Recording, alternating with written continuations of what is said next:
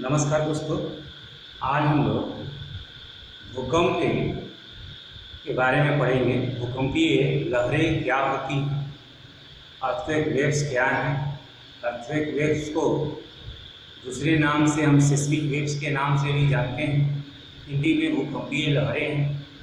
भूकंपीय लहरों का मुख्य योगदान पृथ्वी की आंतरिक संरचना के लेयर फॉर्म को एक्सप्लेन करना है।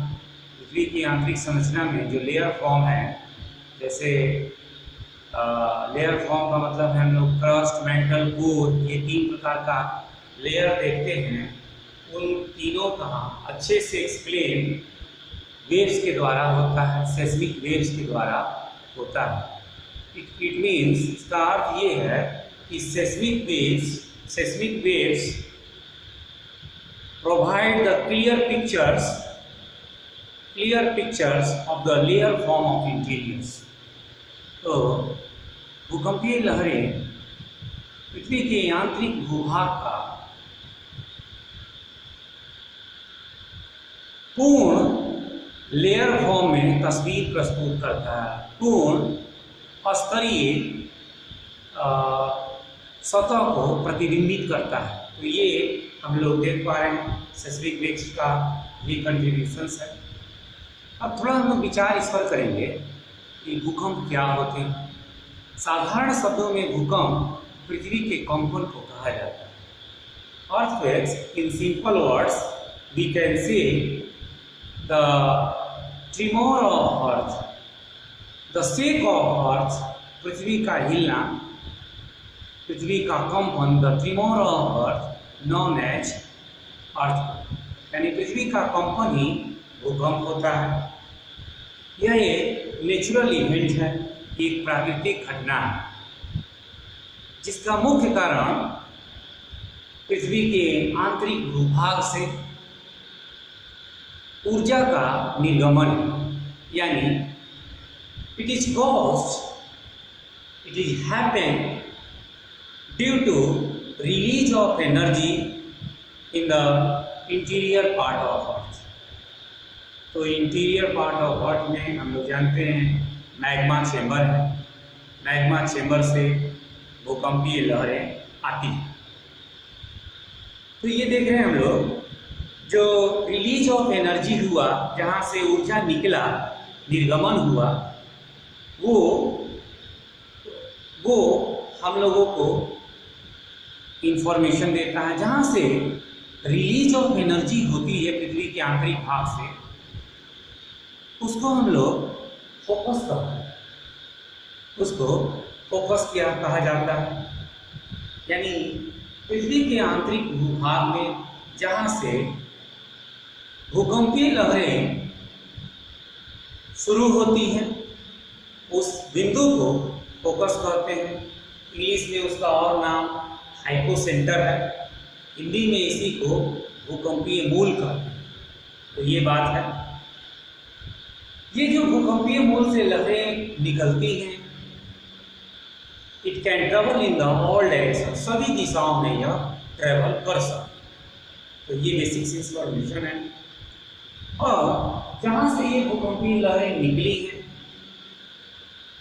निकलने के बाद पृथ्वी के सतह पर जहाँ पर फर्स्ट स्ट्राइक करती हैं, पहली बार जिस सतह पर वो इंट्रोड्यूस होती हैं, उन्हें एपिसेंटर या आधिकेंद्र कहते हैं। जैसा कि पिक्चर में यहाँ दिख रहा है कि जहाँ से पृथ्वी के आंतरिक भाग से रिलीज ऑफ एनर्जी होती हैं, यानी ऊर्जा निकलती हैं, उसे हम लोग फोकस करते हैं, हाइपोसेंटर कहते हैं। और जब ये लहरें इन ऑल डायरेक्शन में जो मूव कर रही हैं, ट्रेवल कर रही हैं, फर्स्ट है जहाँ पर ये स्ट्राइक करती हैं, जहाँ पर ये लहरें पहली बार जहाँ स्ट्राइक करती हैं, उसी को पृथ्वी के सतह का एपिसेंटर कहते हैं। तो हम लोग देख रहे हैं कि सरफेस पर जब भूकंपीय लहरें सबसे पहली बार पहुँच रही हैं, जहाँ स्ट्राइक की हैं, वही एपिसेंटर या आधिकेंद्र होता है, जो प्रायः फोकस के वर्टिकल होता है, फोकस से लंबवत होता है। तो ये बेसिक इंफॉर्मेशन हम लोग पढ़ पाए। नेक्स्ट हम लोग बात में आते हैं अर्थक्वेक वेव्स कितने प्रकार के होते हैं और कहाँ स्ट्राइक करते हैं। तो all natural earthquakes take place in the lithosphere. सभी प्राकृतिक जो भूकंप होते हैं वो लिथोस्फीयर में ही घटित होते हैं। अब सवाल ये है कि लिथोस्फीयर कितनी गहराई के भूभाग को कहते हैं। How many depth of a portion of earth called as a lithosphere. कितने गहराई तक के भूभाग को हम लोग लिथोस्फीयर या स्थल मंडल कहेंगे। तो इसके बारे में आपको जानना है कि फ्रॉम द सरफेस, सतह से, when we go 200 kilometre depth at the upper portion of earth known as lithosphere, यानी पृथ्वी के ऊपरी भूभाग से लेकर गहराई की ओर 200 किलोमीटर की गहराई को स्थल मंडल या लिथोस्फीयर कहते हैं। और इन्हीं लिथोस्फीयर में प्रायः भूकंपीय लहरें आती हैं। हालांकि ऐसा नहीं है कि भूकंपीय लहरें 200 किलोमीटर की गहराई से ही आती हैं। ये भी हो सकता है जो अधिक गहराई के भूकंप होते हैं वो 700 से भी ज़्यादा गहराई से आते हैं। तो ये लिथोस्फीयर का भूभाग जो है, स्थल मंडल का भूभाग जो है वो 200 किलोमीटर तक का है। जो भी भूकंपीय लहरें आती हैं वह हम लोग देखेंगे कि एक इंस्ट्रूमेंट है जिसको हम लोग सिस्मोग्राफ्स कहते हैं। सिस्मोग्राफ या भूकंप मापी जो हम लोगों के पास सिस्मोग्राफ से यंत्र है, इंस्ट्रूमेंट है, उसके द्वारा भूकंपीय लहरें अंकित होती हैं। यानी seismograph is an instrument where records the earthquake wave. Seismograph एक ऐसा यंत्र है, जगह जगह लगाई जाती है, शहर शहर में लगाई जाती है, जहाँ पर भूकंप जब आता है तो इन सिस्मोग्राफ के द्वारा रिकॉर्ड कर दिया जाता है। तो ये बातें हम लोग जानेंगे। नेक्स्ट बात देखेंगे, जो ये सिस्मोग्राफ पर रिकॉर्ड होता है उसमें जो पिक्चर्स यहाँ पर मैंने एक बनाया है, curve of earthquake waves record on the seismograph in this type of pictures. First of all, यानी पहली बार में जो पहली कंपन होती है, जो पहला रिलीज ऑफ एनर्जी पृथ्वी के सतह पर पहुंची है वो प्राइमरी वेव्स है, प्राथमिक कंपन इसको कहते हैं। ये वीक होता है, क्षीण होता है, वीक ट्रिमोर है, यानी क्षीण कंपन है, इसको प्राइमरी वेव्स हम लोग कहते हैं। और इसके बाद देखेंगे कुछ समय बीतने के बाद सेकेंडरी वेव्स भी आता है, द्वितीयक वेव्स भी आते हैं। ये प्रारंभिक के तुलना में ज़्यादा कंपेरेटिवली स्ट्रॉन्ग होते हैं और ये सेकेंडरी भी प्राइमरी ट्रिमोर कहलाते हैं, द्वितीय प्राथमिक कंपन कहलाते हैं। इसी प्रकार से आगे चलकर मेन स्ट्राइक होता है, मेन ट्रिमोर होता है, जिससे हम लोग देखेंगे वेरी स्ट्रॉन्ग ट्रिमोर होता है, बहुत तेज कंपन होता है, जिसको हम लोग एल वेव्स भी कहते हैं। तो इस तरह से देख रहे हैं कि पी वेव्स सबसे पहले पहुंच रहा है, वीक थोड़ा सा भी, उसके बाद कुछ समय के बाद ही एच वेव्स आ जाता है, सेकेंडरी प्राइमरी ट्रिमोर आ जाता है, और फिर आप देख रहे हैं एल वेव्स आ जाता है, मुख्य कंपन आ जाता है, एम्पलीट्यूड आयाम देख रहे हैं बढ़ जाता है, एल वेव्स में धरातल पर फैल जाता है, जिससे उसका आयाम जो है भूकंपीय लहर का ज़्यादा हो जाता है। तो ये हम लोगों ने पॉइंट्स देख लिया है। पी वेव्स वीक ट्रिमोर को इंगित करता है, जिसको फर्स्ट प्रिलिमिनरी ट्रिमोर भी कहते हैं। उसके बाद कुछ समय के बाद कंपेरेटिवली स्ट्रॉन्ग ट्रिमोर होता है, जिसको हम लोग सेकेंडरी प्रिलिमिनरी ट्रिमोर भी कहते हैं। और उसके बाद मेन स्ट्रोक होता है, जिसको हम लोग मेन ट्रिमोर भी कहते हैं, और इसी से इसको हम लोग वेरी स्ट्रॉन्ग ट्रिमोर भी कहते हैं। तीसरे वाले चरण में आप देखेंगे कि एम्पलीट्यूड काफ़ी हाई है, आयाम ज़्यादा है, जो डिस्ट्रक्ट भी करता है, विनाश भी करता है। नेक्स्ट हम लोग आए, नेक्स्ट जो बात हम लोग का है, नोट करने वाली बात ये है कि जो कर्व अंकित होते हैं, कर्व यहाँ पर दिख रहा है ई एस और एल, 3 कर्व यहाँ पर दिख रहे हैं, ये 3 डिस्टिंक्ट सेक्शंस को इंगित करते हैं, 3 डिफरेंट लहरों के सेक्शन को दिखाते हैं। Each representing different types of waves, तीनों जो हैं अलग अलग प्रकार के लहरें हैं, अलग अलग प्रतिरूप के लहरें हैं।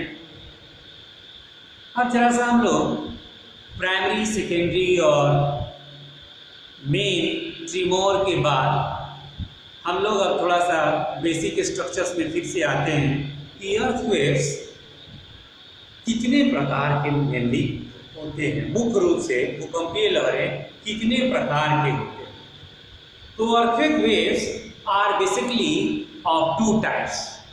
तो भूकंपीय लहरें जो होती हैं मूलतः 2 प्रकार की होती हैं, जिसमें पहले को हम लोग बॉडी वेव्स कह देते हैं और दूसरे को हम लोग सरफेस वेव्स कहते हैं। बॉडी वेव्स कहाँ से आता है? Body waves are generated due to the release of energy at the focus. Focus से जो एनर्जी निर्मुक्त हुई है, रिलीज हुई है, निर्मुक्त हुई है, यही पृथ्वी के आंतरिक भागों से जो निकल कर आता है यही बॉडी वेव्स है। And move in all direction, और सभी दिशा में ट्रेवल करता है। Move in all direction travelling through the body of earth, पृथ्वी के बॉडी से ये निकलता है। तो एक बार फिर से बॉडी वेव्स को हम लोग डिफाइन कर लेते हैं कि body waves are generated due to the release of energy at the focus and move in all directions travelling through the body of the earth. पृथ्वी के आंतरिक भूभाग से सभी दिशाओं में भ्रमण करने वाली, जो कि भूकंपीय मूल से ऊर्जा मुक्त होती है, को हम लोग बॉडी वेव्स कहते हैं। बॉडी वेव्स कहने का मतलब मुख्य लहरें कहते हैं। तो बॉडी वेव्स हो गया, समझ में आ गया। बॉडी वेव्स पृथ्वी की भूभागीय लहरें। नेक्स्ट है हम लोग बात करते हैं सरफेस वेव्स में। सरफेस वेव क्या होता है? When the body waves strike eight the surface, जब बॉडी वेव्स धरातलीय सतह से टकरा जाता है, टकराने के बाद a new set of energy release from that point. यानी जैसे आप देखेंगे प्राइमरी वेव्स या सेकेंडरी वेव्स आया, टकराया एपिसेंटर पर, और एपिसेंटर से जो release of energy in all direction surface पर हुआ, उसको हम लोग क्या कहेंगे? सरफेस वेव्स कहेंगे। तो ये सरफेस वेव्स भी हम लोग को समझ में आ रहा है कि सरफेस वेव्स जो धरातलीय लहरें हैं वो जनरेट होती हैं due to the body waves. Body waves के कारण वो जनरेट होती हैं। यानी बॉडी वेव जब धरातल पर अटैक करता है और जो वो एपिसेंटर क्रिएट करता है, उस एपिसेंटर से धरातलीय लहरें सरफेस वेव्स चारों तरफ इन all direction they can move. तो चारों तरफ वो किसी भी दिशा में, हर एक दिशा में वो मूव कर सकते हैं। तो इस तरह के सरफेस वेव्स हो गए। और जरा सा हम लोग देखते हैं वेलोसिटी ऑफ वेव्स, यानी वेव्स की जो गति है, वेलोसिटी है, चेंजेस, परिवर्तित होती है as they travel through the material with different density. यानी चट्टान का अगर घनत्व बदल रहा है तो वहाँ से गुजरने वाली भूकंपीय लहरों की वेग में भी अंतर मिलता है। तो ये भी पॉइंट हम लोग को याद रखना है कि वास्तव में भूकंपीय लहरों की गति जो है चट्टान के घनत्व पर निर्भर करती है। यदि चट्टान का घनत्व ज़्यादा है तो भूकंपीय लहरों का वेग भी, वेलोसिटी भी ज़्यादा होगा। इट मीन्स हम लोग एक लाइन कराते हैं, velocity of waves changes as they travel through the material with different density. तो वेलोसिटी ऑफ वेव्स परिवर्तित होते हैं, चेंज होते हैं और बढ़ते हैं जब वह ज़्यादा डेंसिटी से गुजरती हैं। तो ये बात ज़्यादा जानना है। डेंसर द मटेरियल, वही बात यहाँ पर आ गया है। डेंसर द मटेरियल, यदि मटेरियल डेंसर है, सघन टाइप का चट्टान है, कंपोनेंट्स उसके मॉलिक्यूल्स बहुत कम्पैक्ट हैं, तो वहाँ से गुजरने वाले अर्थक्वेक्स का वेलोसिटी भी ज़्यादा होगा। The denser the material the higher is the velocity of the waves. तो ये बात हम लोग को याद रखना है। नेक्स्ट आप देखिएगा, देयर डायरेक्शन ऑल्सो चेंजेज, उनका जो दिशा है परिवर्तित होता है। एज दे रिफ्लेक्ट और रिफ्रैक्ट, परावर्तन और अपवर्तन के द्वारा उनका दिशा में परिवर्तन होता है। रिफ्रैक्शन से रिफ्रैक्शन होने से वो ट्रेवल इन ऑल डायरेक्शंस। तो रिफ्रैक्शन होने से यानी अपवर्तन होने से जो भूकंपीय लहरें हैं वो चारों दिशा में फैलती हैं, जबकि रिफ्लेक्शन होने से वह एक सीधी दिशा में स्ट्राइक करती हैं। तो ये हम लोग जानेंगे, ये जानना है रिफ्लेक्शन से क्या होता है। रिफ्लेक्शन से, अपवर्तन से भूकंपीय लहरें चारों दिशा में इन all direction they can expand, जबकि रिफ्लेक्शन से वो एक दिशा में जा पाती है। तो ये बात ध्यान देने की है। नेक्स्ट अब हम लोग जो आते हैं, body waves are two types. Body waves जो होते हैं वो दो प्रकार के होते हैं, जिसको हम लोग एक को पी वेव्स कहते हैं और दूसरे को एस वेव्स कहते हैं। तो दोनों वेव्स, पी वेव्स और एस वेव्स, बॉडी वेव्स हैं। अब जरा सा कैरेक्टरिस्टिक्स हम लोग देखते हैं, कंपैरेटिव स्टडी करेंगे पी वेव्स और एस वेव्स का। पी वेव्स को पहले हम लोग लेते हैं। पी वेव्स जो होते हैं सबसे तेज चलने वाला लहर है। पी वेव्स मूव्स फास्टर, सबसे तेज चलने वाला पी वेव्स होता है। And first to arrive at the surface, और पहला ये लहर है जो पृथ्वी के सतह पर पहुंचता है। एस वेव्स को जरा सा देख लिया जाए। S waves arrives at the surface with some little timing lag from the P, यानी पी के आने के बाद एस वेव्स सतह पर पहुंचता है, यानी पी वेव से टाइम लैगिंग है। तो S waves arrive at the surface with some little time lag in comparison to P waves. P waves के बाद एस वेव्स पहुंचता है, और स्पीड में भी पी वेव से कम होगा। इसका जो स्पीड होता है एस वेव्स का वो 60% यानी 60% ऑफ द पी वेव्स होता है। और पी वेव्स देखेंगे 1.7 times faster than the S waves. तो 1.7 टाइम्स फास्टर होता है एस वेव से पी वेव्स। ये हम लोग जान गए। तो ये जानने के बाद थोड़ा सा और आप देखिए, थोड़ा और हम लोग जान लेंगे, फिर हम लोग स्पीड पर आएंगे। पी वेव्स को प्राइमरी वेव्स भी कहा जाता है, प्राथमिक वेव्स कहा जाता है। उसको कंप्रेशनल वेव्स भी कहते हैं, दबाव वाली लहरें भी कहते हैं। उसको लॉन्गिट्यूडनल वेव्स भी कहते हैं, उसको अनुदैर्ध्य तरंग भी कहते हैं, या उसको लंबात्मक लहर भी कहते हैं। तो ये नाम है उसके। And similar to the sound waves, और ध्वनि लहर के जैसा ये होती हैं। तो इस तरह से आप देख रहे हैं कि पी वेव्स को प्राथमिक लहर भी कहते हैं, इसको कंप्रेशनल वेव्स भी कहते हैं। क्यों होता है कंप्रेशनल मैं बताऊंगा। लॉन्गिट्यूडनल वेव्स भी कहते हैं, और ये रिसेंबल है like to the sound waves, sound waves जैसा होता है। पी वेव्स को देखेंगे, पी वेव्स ध्वनि लहर की तरह होती है, ऐसे ऐसे ये चलती है। यानी इनमें ट्रफ दिख रहा है, क्रेस्ट नहीं दिख रहा है, सॉरी क्रेस्ट दिख रहा है, ट्रफ नहीं दिख रहा, केवल श्रिंग दिख रहा है, क्रेस्ट दिख रहा है, ट्रफ यहाँ नहीं है। और ऐसा वेव्स साउंड वेव्स चलता है। पी वेव्स का एयर में जो मूव होती है वो ध्वनि की चाल की तरह ही है, 330 मीटर पर सेकेंड है। वहीं लिक्विड में इसका स्पीड 1450 मीटर पर सेकेंड हो जाता है, जबकि सॉलिड रॉक्स में इसका स्पीड 5000 मीटर पर सेकेंड होता है।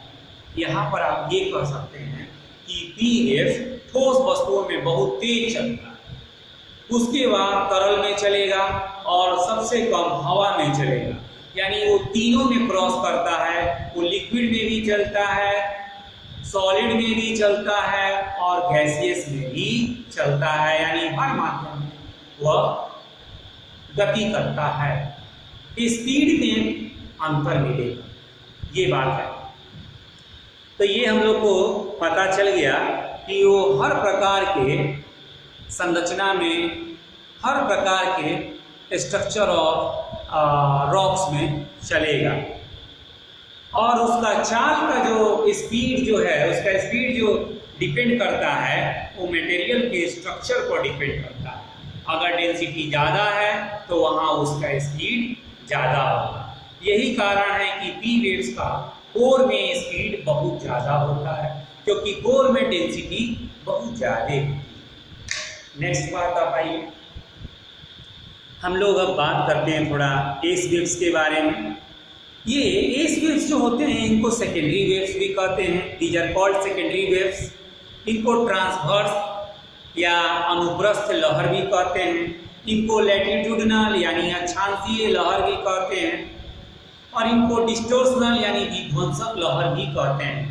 पी वेव से ज़्यादा विध्वंसक होती है, इनका स्पीड पी वेव से 60% ही होता है, ये मैंने पहले ही आपको बता दिया। और ये रिसेम्बल टू वाटर वेव्स होते हैं, जल तरंग जैसा होता है। जल तरंग होने का मतलब इनमें ट्रफ और क्रेस्ट बनेगा। इस वेव्स को अगर हम लोग देखें तो उसमें आप ट्रफ और क्रेस्ट दिखे, क्रेस्ट हो गया और इधर नीचे में आपका ट्रफ हो गया। तो क्रेस्ट और ट्रफ इसमें दिखती है। They can travel through only solids, they can not pass through the liquid and gaseous, यानी ये वेव्स हमेशा सॉलिड पार्ट से ही क्रॉस करती हैं, लिक्विड में नहीं आती।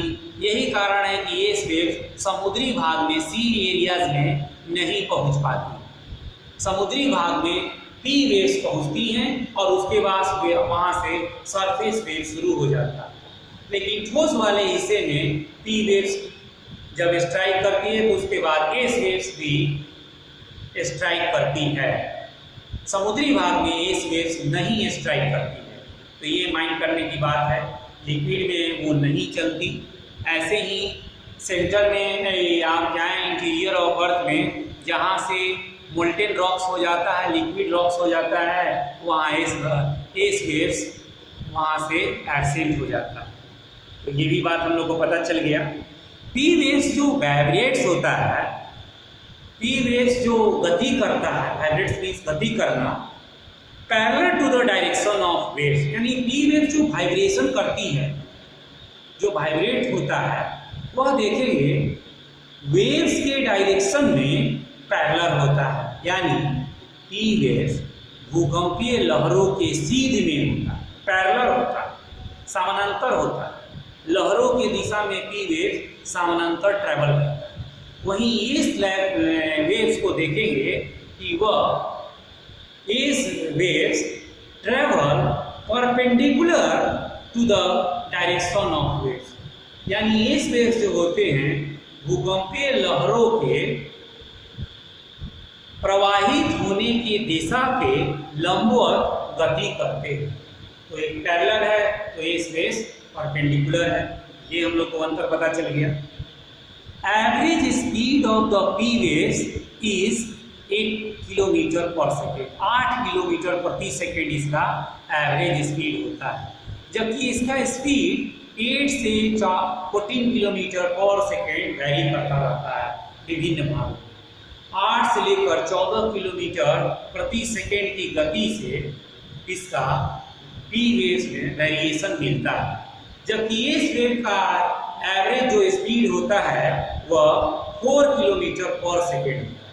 तो स्पीड का भी हम लोगों ने कंपेरिजन कर लिया। पी वेव्स होते हैं जो होते हैं बहुत फास्टर होते हैं और विद इन 2 मिनट्स में यानी 2 मिनट के अंदर में ही वह ईपी सेंटर से एंटीपोडल पर जा सकता है। ईपी सेंटर से एंटीपोडल मीन्स जैसे मान लीजिए कि यहाँ पर आया है, यहाँ पर ईपी सेंटर है तो इसके एंटी में जा 2 मिनट के अंदर में एंटी पोर्शंस पर भी वो पहुँच जाता है, एंटीपोडल पॉइंट्स पर पहुँच जाता है। तो ये सब बातें हम लोग देख पाए। पी वेव्स, एस वेव्स को शियर वेव्स भी कहते हैं, SHERS शियर वेव्स। तो ये सब आपको पॉइंट्स जानना है।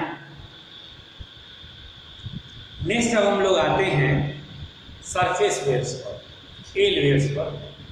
सरफेस वेव्स और एल वेव्स क्या होता है, ये इसको देखेंगे लॉन्ग पीरियड वेव्स भी कहते हैं। हम लोग जान चुके हैं कि बॉडी वेव्स ही सरफेस वेव्स को उत्पन्न करने के कारण, यानी surface waves produce due to body waves strike on the surface, यानी जब बॉडी वेव सरफेस पर स्ट्राइक करता है तभी सरफेस वेव्स उत्पन्न होता है।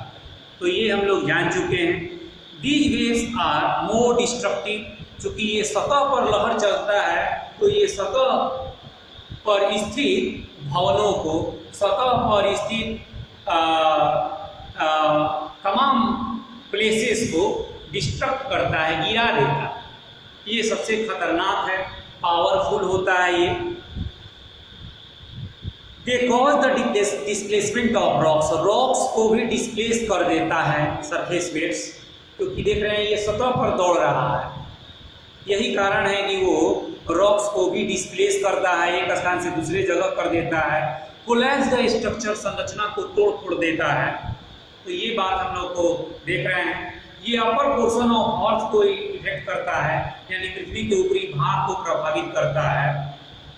तो ये सब हम लोग जान गए। एल वेव्स हम लोग जानते हैं कि पी और एस वेव्स के टकराने से ही, सरफेस पे टकराने से ही ओरिजिनेट होता है।